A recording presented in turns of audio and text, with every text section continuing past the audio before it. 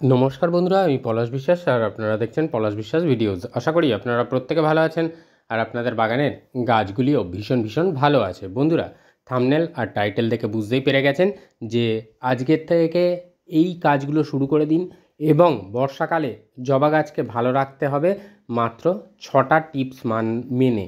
তো এই 6টা টিপস মেনে আপনাদের জবা গাছ থাকবে সুস্থ সবল, ডাইব্যাক হবে না, ফুটবে প্রচুর পরিমাণে ফুল, আর অবশ্যই গাছের গ্রোথ হবে অতি দ্রুত, দ্বিগুণ পরিমাণে। তো সবার প্রথমে যে কথাটা বলবো সেটা হচ্ছে, প্রতিদিন সন্ধ্যে 6টায় বাগান সংক্রান্ত ভিডিও আসে আমার চ্যানেলে।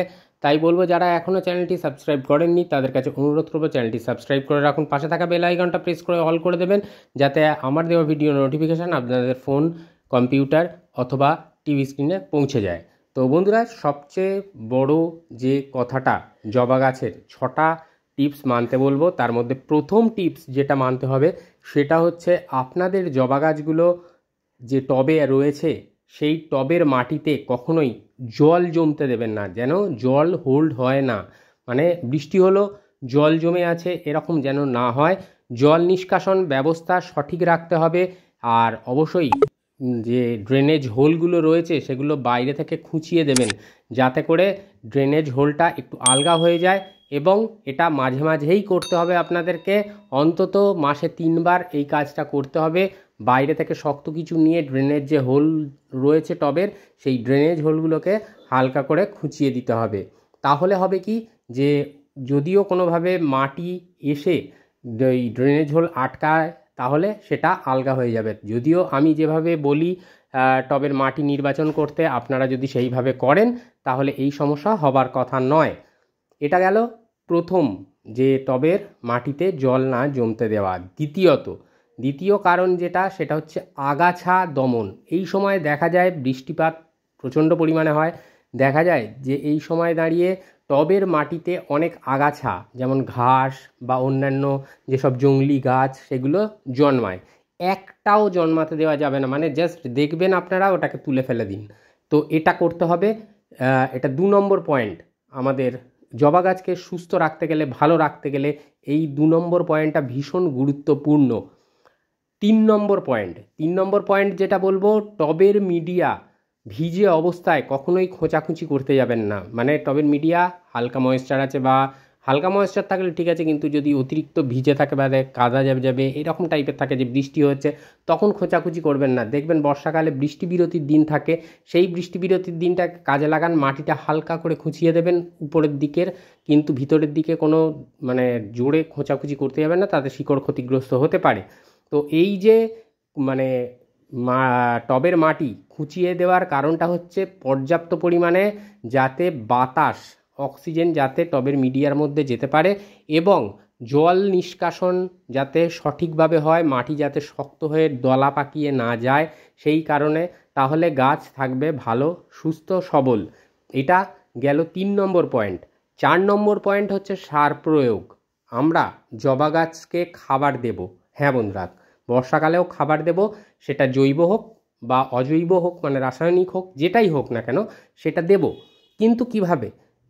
আমরা টবের মিডিয়ায় এই জুলাই মাসে বা বর্ষাকালের শুরুতে, জুনের মাঝামাঝি থেকে আমরা টবের মিডিয়ায়, আমি দেখিয়েছি, যারা দেখেননি এখনও ভিডিও লিস্টে গিয়ে কেয়ারটা দেখে নেবেন। জবা গাছের শেষ খাবার এরকমভাবেই দেওয়া আছে টাইটেল।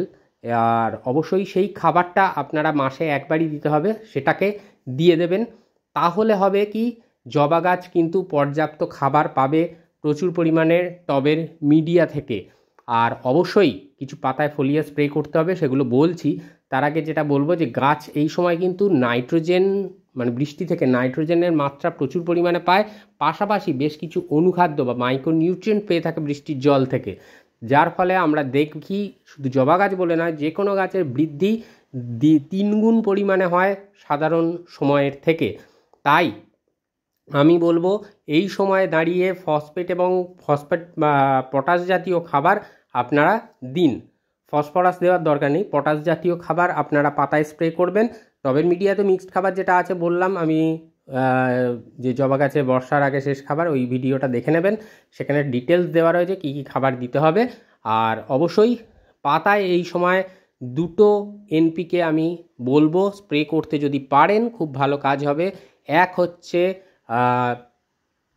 13-0-45 এবং দ্বিতীয় হচ্ছে 00-50।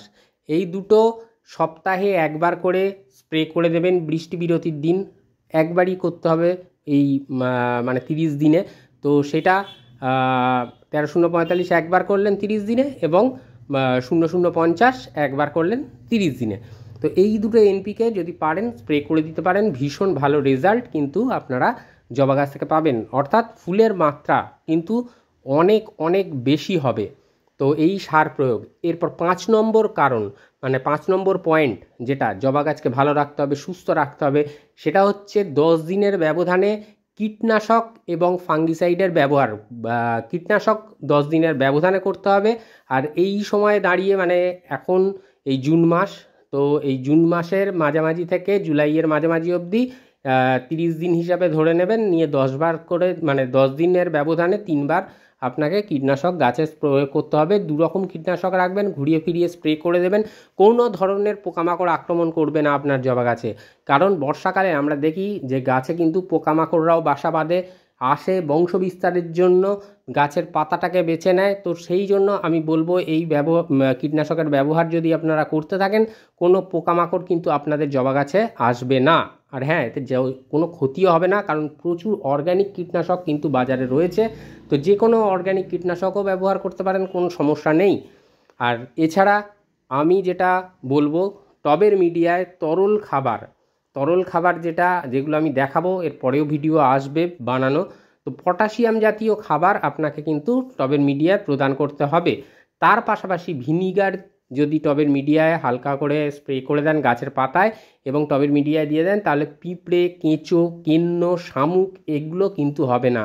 আর এটা যদি করতে পারেন, আপনার জবা গাছের আর কোনো চিন্তা থাকবে না। এই 5 নম্বর পয়েন্ট যেটা বললাম, সেটা যদি আপনারা সঠিকভাবে মেনে চলতে পারেন, আপনাদের জবা গাছ কিন্তু সেরা হয়ে উঠবে আর ফুল পাওয়ার ক্ষেত্রে কোনো সমস্যা হবে না। দেখুন, দেশি জবা গাছে কিন্তু বর্ষায় খুব বেশি সমস্যা হয় না যদি টবের মিডিয়া উচ্চ জল নিকাশিযুক্ত থাকে, কিন্তু পুনে ভ্যারাইটি, বেঙ্গলার ভ্যারাইটি বা ট্রপিক্যাল জবাগুলোয় হয়ে থাকে। তো এই কেয়ারগুলো যেগুলো বললাম, এইগুলো যদি আপনারা মানে ট্রপিক্যাল জবা বা এই পুনে অথবা ব্যাঙ্গালোর ভ্যারাইটি জবার উপরে করেন, তাহলে কিন্তু খুব সুন্দর রেজাল্ট আপনারা পেয়ে থাকবেন। এবার 6 নম্বর এবং শেষ যে পয়েন্ট সেটা বলবো, আলো বাতাস যাতে সঠিকভাবে পায় সেই ব্যবস্থাটা করতে হবে। অর্থাৎ সূর্যের আলো জবা গাছের কিন্তু ভীষণ প্রয়োজন, তাই কোনো সময় শেডের ভিতরে রাখবেন না, জবা গাছকে উন্মুক্ত রাখুন, খোলা আকাশের নিচে, দেখবেন খুব ভালো হবে। আর অবশ্যই বাতাস, এই আলো বাতাস এই দুটো জিনিস যদি পায়, গাছ কিন্তু খুব ভালো থাকবে। আর তার পাশাপাশি যেটা করতে হবে, ছত্রাকনাশক যেটা বললাম সেটার ব্যবহার কিন্তু করতে হবে এই সময়ে দাঁড়িয়ে। অর্থাৎ এই সময় টবের মিডিয়াতে ছত্রাকের আক্রমণ হতে দেখা যায়। তো ছত্রাকনাশক যদি আপনারা গাছের পাতায় স্প্রে করেন, বিশেষত পুনে, বেঙ্গালুরু এবং ট্রপিক্যাল যে সমস্ত জবাগুলো আছে তাহলে কিন্তু ছত্রাক আক্রমণের থেকে গাছের ক্ষতি হওয়ার সম্ভাবনা একেবারে 0% হয়ে যাবে। এবং এই ছত্রাকনাশক কিন্তু আপনাকে 10 দিনের ব্যবধানে ব্যবহার করতে হবে, টবের মিডিয়ায় এবং গাছের পাতায় স্প্রে করতে হবে। আর একটা জিনিস বলবো, 2 ধরনের ছত্রাকনাশক পাওয়া যায়। তো একটা হচ্ছে কন্ট্যাক্ট ফাঙ্গিসাইড এবং 2 হচ্ছে সিস্টেমিক ফাঙ্গিসাইড।